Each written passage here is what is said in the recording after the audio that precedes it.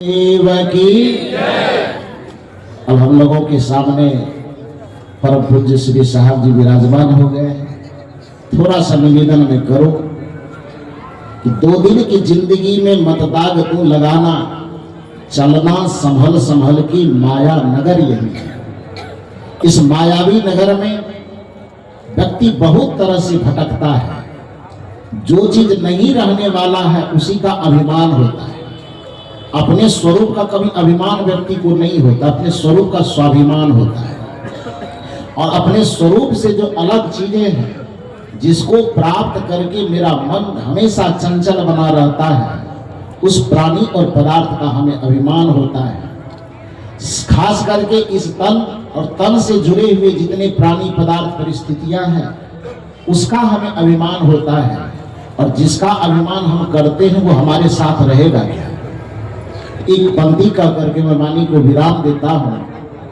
एक प्रसिद्ध संत हुए पथिक साहब, उन्होंने बड़ा सुंदर कहा है कि जहां रह रहे हो निकलना पड़ेगा। जिस संसार का, जिस शरीर का, जिस संबंध का अभिमान करते हो, उसका अभिमान व्यर्थ है, क्योंकि ये माना हुआ कुछ भी तुम्हारे साथ और पास रहने वाला नहीं है। जहां रह रहे हो निकलना पड़ेगा, नहीं चाहने पर भी चलना पड़ेगा। जिसे त्याग कर हाथ, जिसे त्याग कर हाथ मलना पड़ेगा, वहां मन फसाना महामूढ़ता है। सकल संत गुरुजन जो समझा रहे हैं, ये चर्चा भुलाना महामूढ़ता है। बड़े भाग्य से यह अवसर मिला है, निरर्थक बिताना महामूढ़ता है। हमें सदगुरु श्री अभिलाष साहब जी के द्वारा पोषित इन संत गुरुजनों का सानिध्य प्राप्त हुआ है।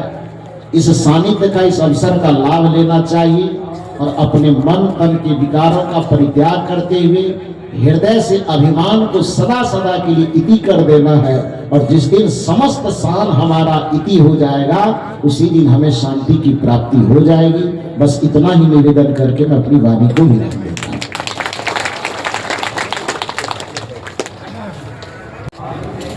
पूजामूलं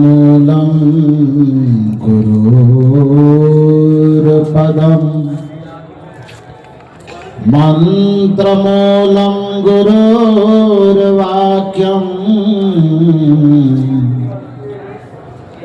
मोक्षमूलं गुरुर्कृपा। अनेक जन्म संप्राप्तः कर्मबंध विदाहिने, आत्मज्ञान प्रदानेन तस्मै श्री गुरुवे नमः।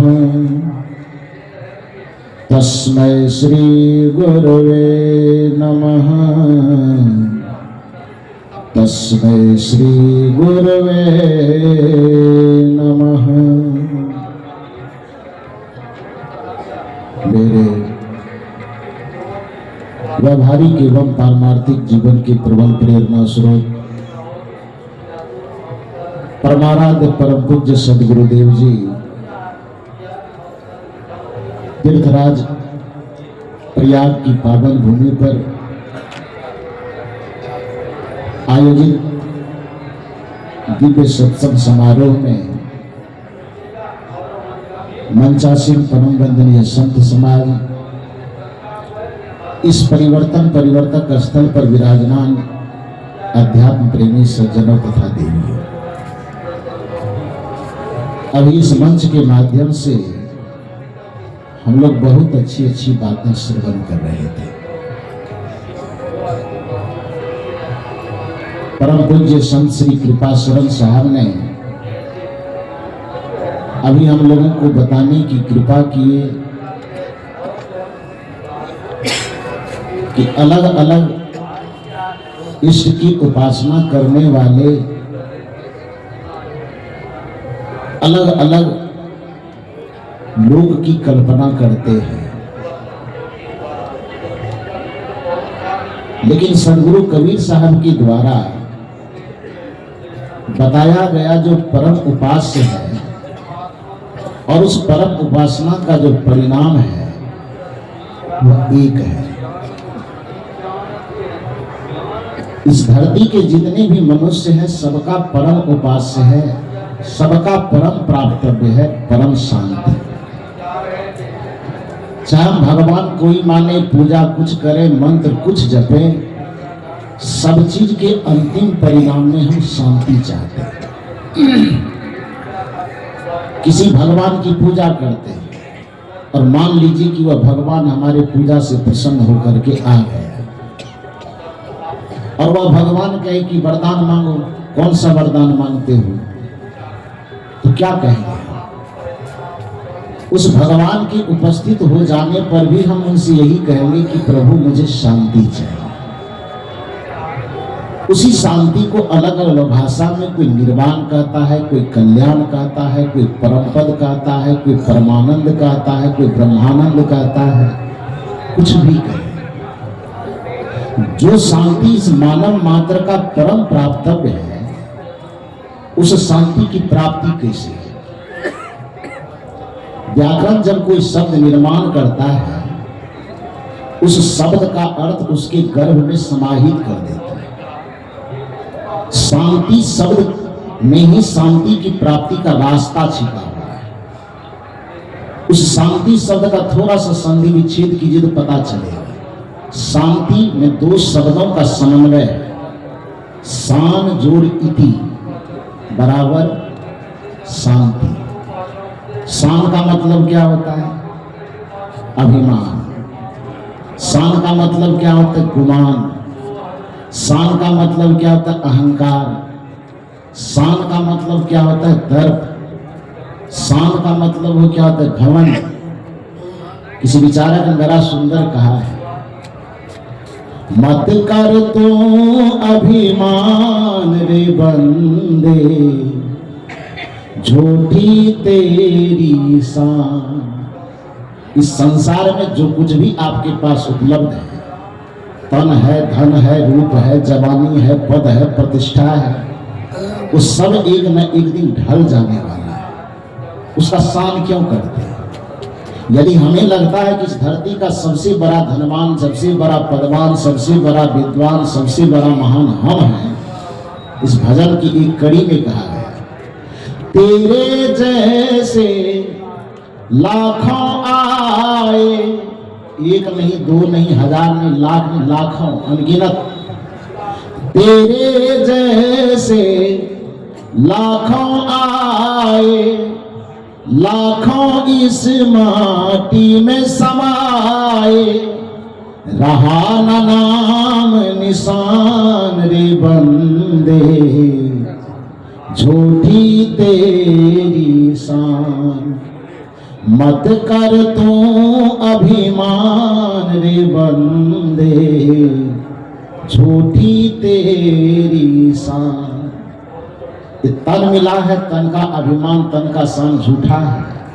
धन, पद, प्रतिष्ठा, ऐश्वर्य, संसार के जो भी भोग पदार्थ हमें मिले हैं, उसका अभिमान करना व्यर्थ है। जो शांति हमारे जीवन का परम प्राप्तव्य है, उस शांति का, वैसे तो साधनात्मक जगत में, शास्त्रगत जगत में बहुत सारी व्याख्याएं शांति को प्राप्त करने के लिए की गई है, लेकिन बिल्कुल सरल और सहज भाषा में हम कह सके उसको, तो शान जोड़ इति बराबर शांति।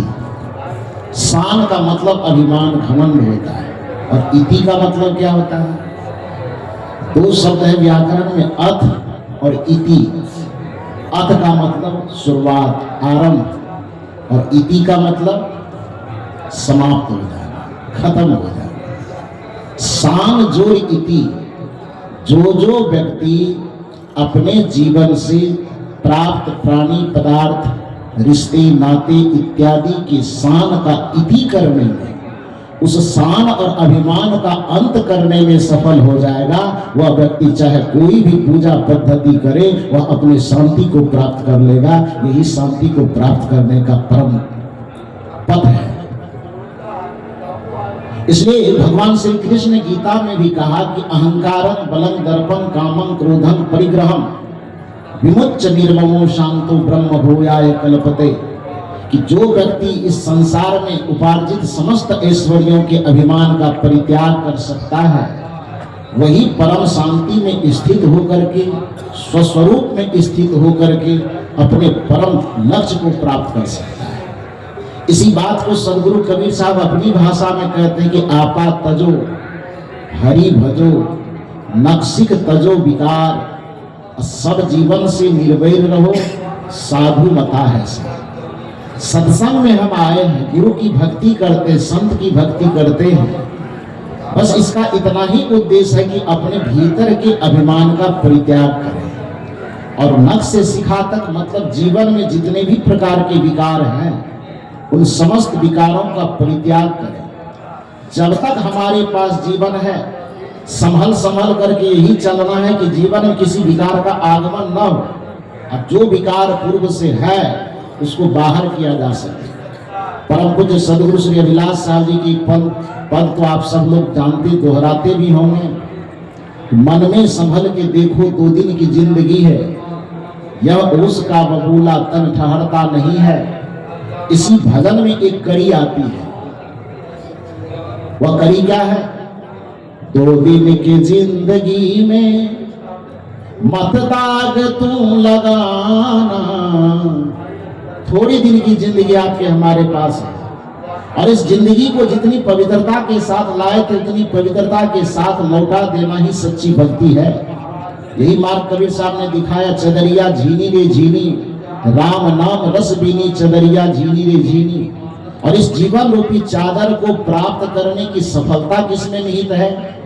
अंतिम कड़ी में कबीर साहब कहते हैं कि ध्रुव प्रहलाद सुदामा ने ओढ़ी, सुखदेव ने निर्मल कीन्ही, और साहब कबीर ने ऐसी ओढ़ी ज्यों की त्यों धर दीनी, चदरिया झीनी रे झीनी।